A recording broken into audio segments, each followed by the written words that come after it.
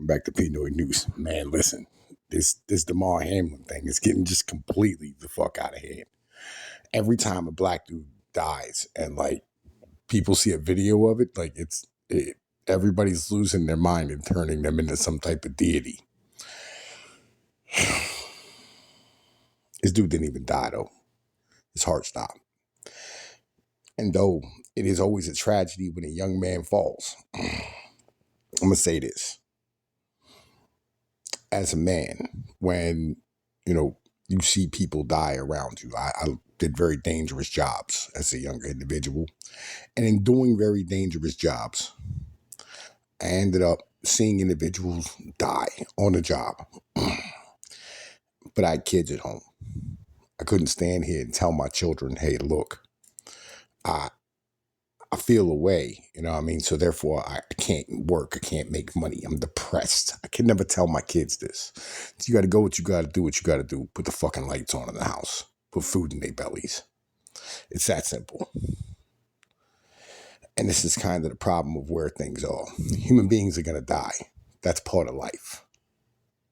Something that we have to accept as people. People are going to get hurt. Bad things are going to happen. It's going to get to the point here soon where Congress is going to take action and like shut down the NFL because of the violence. Now, when this happened, Skip Bayless was live tweeting. He's a host of a show on Fox Sports 1 called Undisputed with Skip and Shannon.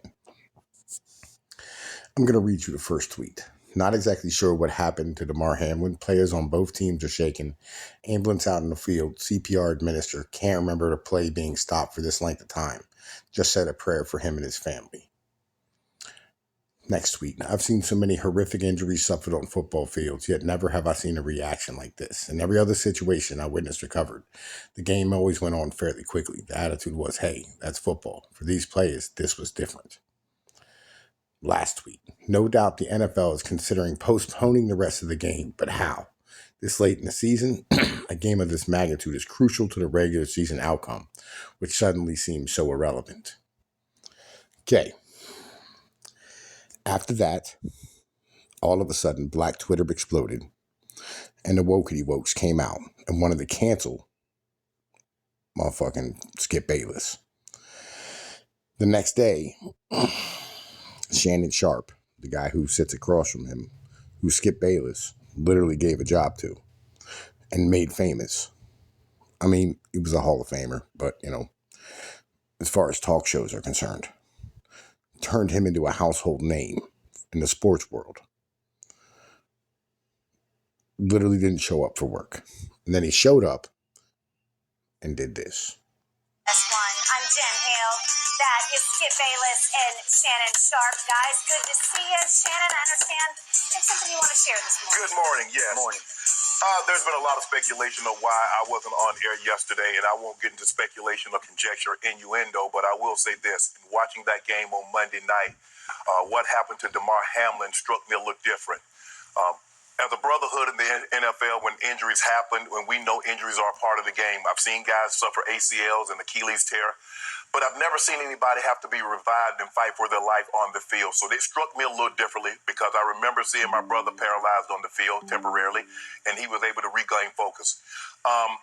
Skip tweeted something, and although I disagree with the tweet, and hopefully Skip would take it down, but I didn't want it. Well, time out. I'm not going to take it down because I stand by what I tweeted. Skip, let me finish. All right, okay. Go ahead. No, you go. Go ahead, let's go, Jen. Okay. I mean, I cannot even get through a monologue without you interrupting me. You could have came back, Skip. Well, I thought, Skip, just let. I didn't know you were going to bring up. No, I was just going to say, Skip. I didn't want to yesterday to get into a situation where Damar Hamlin was the issue. We should have been talking about him and not get into your not. Now let's keep this 100% honest, okay? Shannon Sharp is one of these wokety woke black folks, all right? He was raised by his grandmother, and he's a very feminine individual in the end of the day. You know what I'm saying? There's people who say that Shannon Sharp's, you know what I'm saying, last name is James, right? For how much he idolizes and worships LeBron. Shannon Sharp as a whole, right? I mean, I'm not going to say like Skip wasn't fucked up for interrupting him. You know what I mean? Keeping this 100% honest, right? And, he would let him get through his monologue and do what he had to do and do his little virtue signal thing and do his little dance on the catwalk, right? His little dance on the catwalk, right? And then he could have argued with him afterwards. It would have been much better. He shouldn't have interrupted him, 100%. But due to the fact that, this here,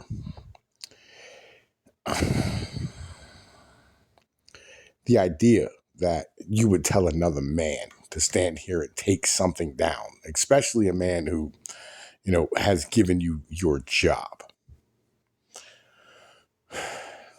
is unbelievable in the end of the day, right? And I understand, like, Skip's mentality of, like, I'm not taking that shit down, get the fuck out of here, right? The problem is like, the whole world feels the way the whole world feels because at the moment, it's the ideology of who can virtue signal the hardest first. I went over to the Black Manosphere today and was watching some content, and on Black Man, the Black Man Unfiltered, right? And in watching this, I sat here and I listened to what these individuals said for about an hour, hour and a half. And I'll be real with you. It's extremely feminine on that side of things. It's very much oh, you don't respect us. You don't respect the black man dying. Right. And Skip, like, it should lose his job.